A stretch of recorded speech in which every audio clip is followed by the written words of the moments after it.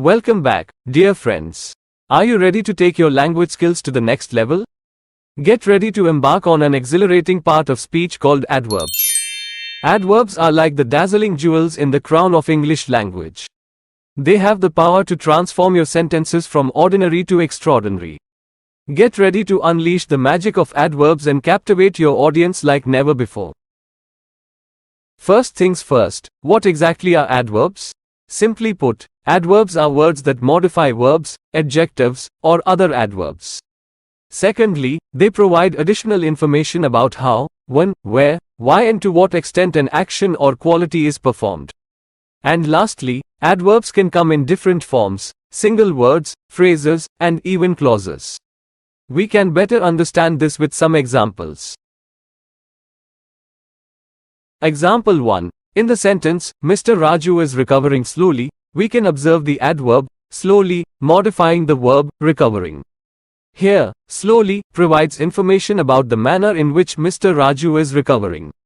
It is a single word adverb that adds a descriptive quality to the action.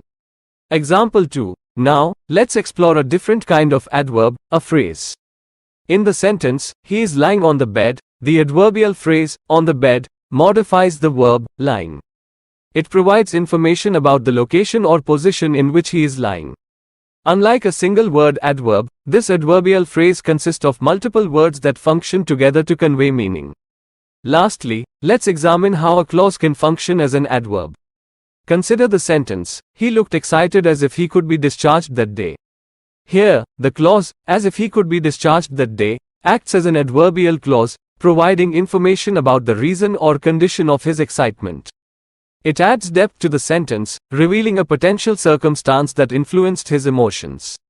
By understanding how adverbs can be expressed as single words, phrases, or even clauses, we gain a comprehensive view of their versatility in modifying verbs and enhancing the meaning of our sentences. Adverbs like extremely convey intensity, emphasizing the adjective they modify. They answer questions like how or to what extent. In this sentence, extremely answers the question, to what extent is the sun hot, by indicating a high level of heat. Considering this, we can conclude that extremely is functioning as an adverb in the sentence, modifying the adjective hot. In the second sentence, beyond belief is an adverb phrase that modifies the adjective hot. It describes the extent or intensity of the heat, suggesting that it is so extreme that it surpasses what can be believed or imagined. Therefore, beyond belief functions as an adverbial phrase, providing additional information about the intensity of the sun's heat. In the sentence, the sun is hot as if it could ignite a fire, the clause, as if it could ignite a fire, modifies the adjective hot. It provides a comparison or simile, describing the intensity of the sun's heat.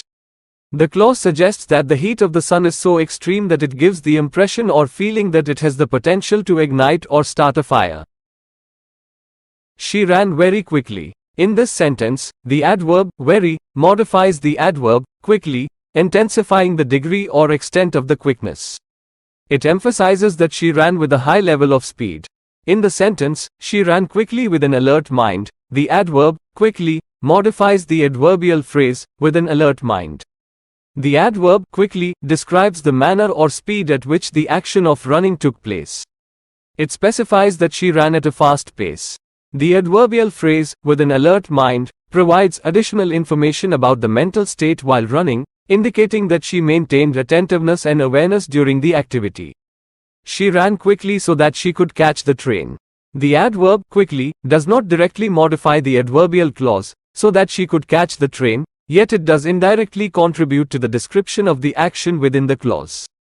In the sentence, she ran quickly so that she could catch the train, the adverb quickly modifies the verb ran and describes the speed or manner of her running. This description of her speed indirectly influences the adverbial clause, so that she could catch the train, as it provides context for understanding the urgency and efficiency of her actions. Now, let's break down the common types of adverbs, shall we? Hold on to your seats. Let's take adverbs of manner in the beginning. Adverbs of manner tell us how an action is performed.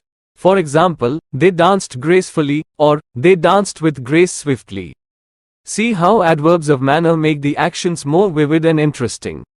They add that extra glamour. Below is a list of a few more adverbs of manner. Slowly, quickly, carefully, loudly, quietly, happily, sadly, easily, well, badly. Now, let's explore adverbs of time. These little heroes tell us when an action takes place. Imagine sentences like, now I have to start the project, or, the auditor will come tomorrow. The adverb now, in, now I have to start the project, indicates the timing of the action. It tells us that the speaker is about to begin the project at the present moment. The adverb now adds a sense of immediacy and urgency to the sentence.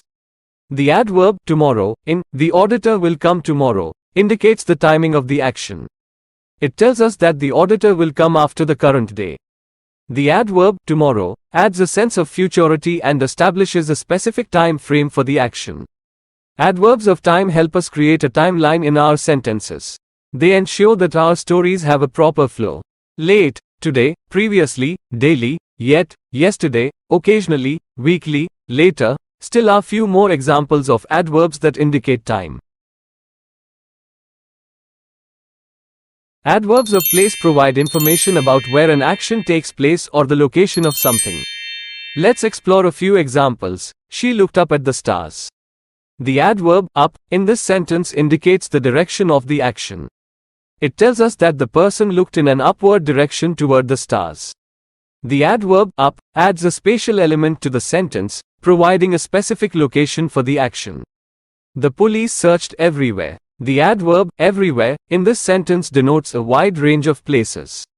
It indicates that the police looked in numerous locations without specifying a particular one. The adverb everywhere adds a sense of thoroughness and emphasizes the extent of his search.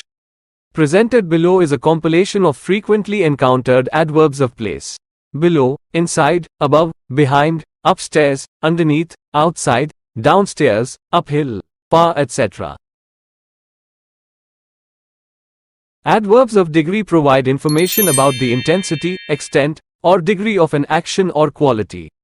Here's an example of an adverb of intensity. She screamed loudly. The adverb loudly intensifies the action of screaming, indicating that the sound was produced with a high volume or intensity. In this example, loudly emphasizes the degree of intensity in the action of screaming, conveying that the sound was powerful and easily audible. Adverbs of intensity help us describe how strongly an action is performed or experienced. Other examples of adverbs of intensity are extremely, slightly, terribly, absolutely, and somewhat.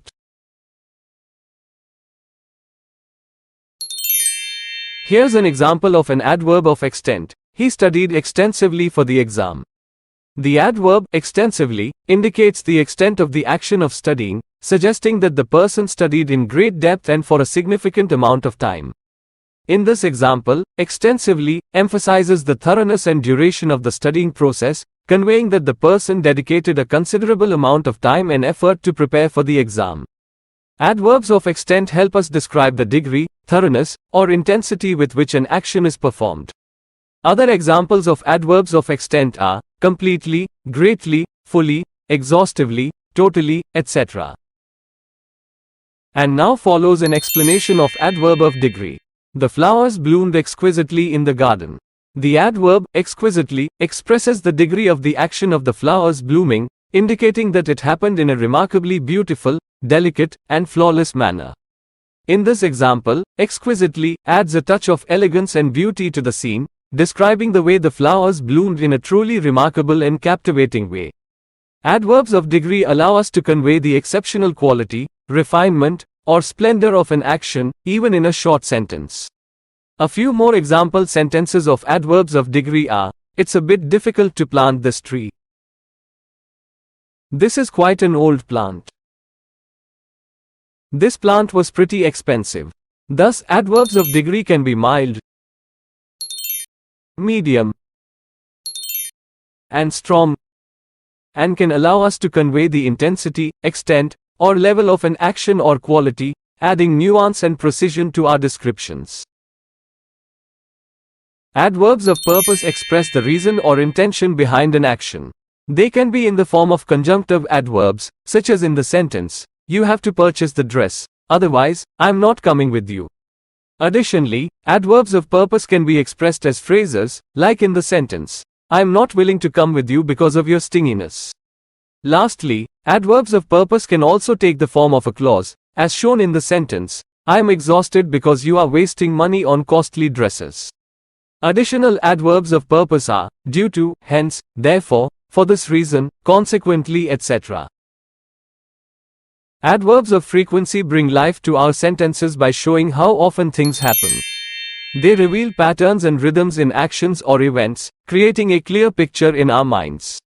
These adverbs come in different frequencies, as in the sentence, "He runs 4 miles daily." The word daily tells us exactly how often he runs without any doubt. But if we say, "He runs 4 miles usually," the adverb usually suggests an uncertain frequency, making us curious. Overall, adverbs of frequency beautifully express how often things happen, giving us a vivid idea of their rhythm and reality. Other adverbs of frequency are yearly, daily, quarterly, every second. These are specific adverbs, and always, frequently, sometimes, rarely, usually, are vague adverbs showing indefiniteness of frequency. Focusing adverbs, also known as adverbs of emphasis, modify verbs, adjectives, or other adverbs, emphasizing intensity or degree and highlighting specific aspects of a sentence. They can highlight information, as in, "Raju is coming to the function," also bringing Krishna, where the adverb, also, draws attention to Krishna's inclusion. These adverbs can restrict information, like, "Just Krishna is coming," excluding others. They can also partially restrict information, as in, "Some friends were absent from the function, amazingly Raju," where the adverb, amazingly, emphasizes the surprising absence of Raju. Examples of focusing adverbs include exclusively, primarily, clearly, specifically, especially, merely, only, utterly, directly, and precisely. Negative adverbs modify verbs, adjectives, or other adverbs to convey negation, denial, or absence. Their purpose is to express the opposite meaning of the word they modify, playing a vital role in communication. The adverb not is commonly used as a negative adverb to negate the meaning of a verb. For instance, the phrase, "She is not happy," implies the opposite of, "She is happy." In the sentence, "She has no idea what he is talking about," the negative adverb, no, denies the existence or presence of an idea within the subject, she. It indicates that she lacks understanding or knowledge of the topic discussed by he. In the sentence, "She hardly goes out anymore," the negative adverb, hardly, signifies an extremely low frequency or almost non-existent occurrence of the action, which is going out. It suggests that her motivation to go out has diminished, with the adverb intensifying the notion of rarity. Here are the examples of negative adverbs: scarcely, hardly, notoriously, under no circumstances, rarely, not at all, in no way, barely, little, and seldom. Conjunctive adverbs connect sentences, demonstrating relationships between ideas. They can show contrasts, cause and effect relationships, add information, and improve the flow of speech or writing. Examples: Raju doesn't know swimming. His friend, however, is an expert and teaches him. The conjunctive adverb, however, highlights the contrast between Raju's lack of knowledge and his friend's expertise. His friend demonstrates swimming, likewise, Raju has to do it. The conjunctive adverb, likewise, indicates that Raju needs to perform a similar action as his friend.